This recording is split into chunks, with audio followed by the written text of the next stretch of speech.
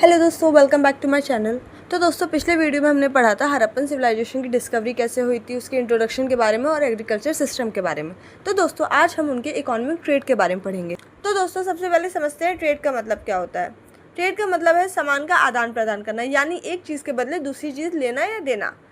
उस समय कॉइन्स का इन्वेंशन नहीं हुआ था, इसलिए हड़प्पन बार्टर सिस्टम फॉलो करते थे, जैसे ग्रेन्स के बदले बीड्स या कॉटन के बदले कॉपर एक्सचेंज करना। दोस्तों, जैसे अगर मेरे पास चावल है और आपके पास गेहूं है, तो मुझे चावल चाहिए तो मैं चावल ले लूँगी, और अगर आपको मुझसे गेहूं चाहिए तो मैं आपको गेहूं दे दूँगी। तो ये बार्टर सिस्टम होता है।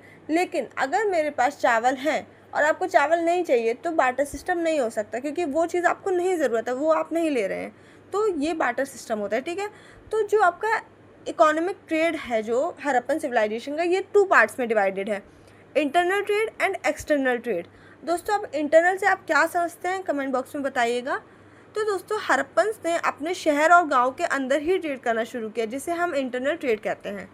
गांव से उन्हें मिलता था अनाज, जैसे वीट, बैर्ली, मस्टर्ड, पियर और कॉटन्स, ठीक है। कॉटन जो था वो सबसे पहले हड़प्पन सिविलाइजेशन में ही मिला है।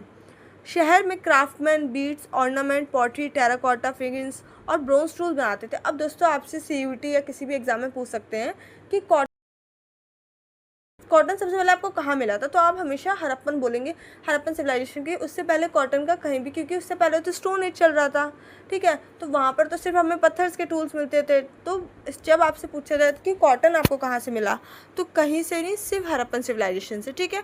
तो अब आगे देखते हैं। ये सामान आपस में एक्सचेंज होता था, ठीक है। ग्रेनरीज का होना ये दिखाता था कि उनके पास अनाज को स्टोर करना और डिस्ट्रीब्यूट करने का सिस्टम है, ठीक है। ग्रेनरीज मतलब वेयर हाउसेज जो होते हैं आपके, जहाँ पर अनाज रखा जाता है और भी चीज़ें जहाँ रखी जाती हैं आगे के यूज़ के लिए। सील्स और पॉटरी के डिज़ाइन भी इंटरनल ट्रेड का प्रूफ है। एक्सटर्नल ट्रेड में अब हम आते हैं, सबसे इंटरेस्टिंग पार्ट जो है हमारा एक्सटर्नल ट्रेड। हड़प्पन्स ने अपना सामान दूर तक भेजा और उनकी connection Mesopotamia, Afghanistan, Iran, Oman तक भी पहुंची। वो एक्सपोर्ट करते थे cotton, clothes, beads, corneal stone, terracotta item और पॉटरीज, और इंपोर्ट करते थे gold, silver, copper, tin, Lapis, ठीक है।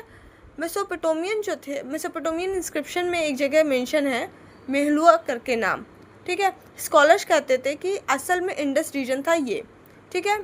मेहलुआ जो है, ये साबित करता है कि हड़प्पन गुड जो होते थे वो मेसोपोटामिया तक पहुंच रहे हैं। एक्सटर्नल ट्रेड का सबसे बड़ा प्रूफ गुजरात के लोथल में मिला था। वहाँ एक बड़ा डॉकयार्ड डिस्कवर हुआ था, जो दुनिया के सबसे पुराने डॉकयार्ड में से एक है। वहाँ वेयर हाउसेज और वर्कशॉप भी मिले थे, जो दिखाता है कि लोथल एक बिजी ट्रेडिंग सेंटर था। यहाँ से गुड शिप के थ्रू गल्फ कंट्रीज और मेसोपोटामिया भेजे जाते थे। वेट और मेजर्स की बात कर ली जाए तो ट्रेड में फेयरनेस के लिए हड़प्पन ने एक प्रॉपर सिस्टम बनाया था। अब देखिए, अब कुछ भी है तो हर चीज़ का एक सिस्टम रहता था, और जब जैसे कि हम जानते हैं हड़प्पन बहुत सिविलाइज था और बहुत ज़्यादा डिसिप्लिन्ड सिविलाइजेशन था उस टाइम का, ठीक है। तो उन्होंने स्टैंडर्ड वेट और मेज़र डेवलप किए। स्टोन्स के छोटे छोटे क्यूब्स एक स्पेसिफिक रेशियो में बनाए जाते थे, ताकि हर जगह सामान का तोल एक जैसा हो, कोई ऊपर नीचे नहीं हो। अब आप सील्स की आइडेंटिफिकेशन के बारे में जानते हैं। तो सील्स भी ट्रेड में बहुत इंपॉर्टेंट थे, ठीक है। स्टेटाइट के बने हुए सील्स पर एनिमल और सिंबल बने होते थे। इनका यूज़ शायद स्टैंपिंग या गुड्स की आइडेंटिटी के लिए होता था, बिल्कुल मॉडर्न लोगों जैसा। अब जैसे आपने देखा ज़ारा है, तो ज़ारा का मॉडल आपने देखा, अगर उसके कपड़े आपको दिख रहे हैं तो आपको पता चल जाता है कि हाँ, ये ज़ारा के कपड़े बहुत अच्छे होंगे, ब्रांडेड हैं। तो उसी तरीके से उस टाइम पे सील्स का यूज़ होता था। सामान के ऊपर वो सील्स लगाते थे और उस पर वो सिंबल्स की पिक्चर्स लगाते थे, जैसे एनिमल्स हो गए और भी बहुत तरीके के सिंबल, गॉडेस के सिंबल, अलग अलग तरीके के सिंबल्स लगाते थे, ठीक है।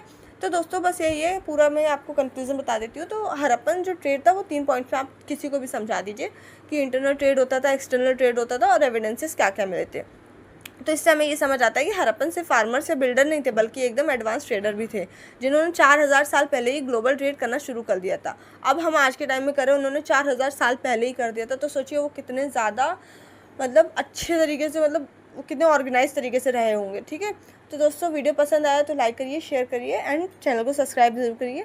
मैं ये सीरीज़ चलाती हूँ पूरी। मैंने एक सीरीज़ पहले स्टोन एज ख़त्म किया, फिर आपका मैं चैल्कोलिथिक पे आ गई, अब मैं हड़प्पन के बाद भी आगे भी पढ़ाऊँगी। तो आप इस चैनल को फॉलो करिए, सब्सक्राइब करिए, तो आपको आराम से कोई भी चीज़ मिल जाएगी। इवन नोट्स के साथ आपके एग्जाम में भी हेल्प हो जाएगी। 15 नंबर्स के आंसर आते हैं लिखने के लिए 20 तो बहुत आराम से मिल जाएंगे। Thank you for watching.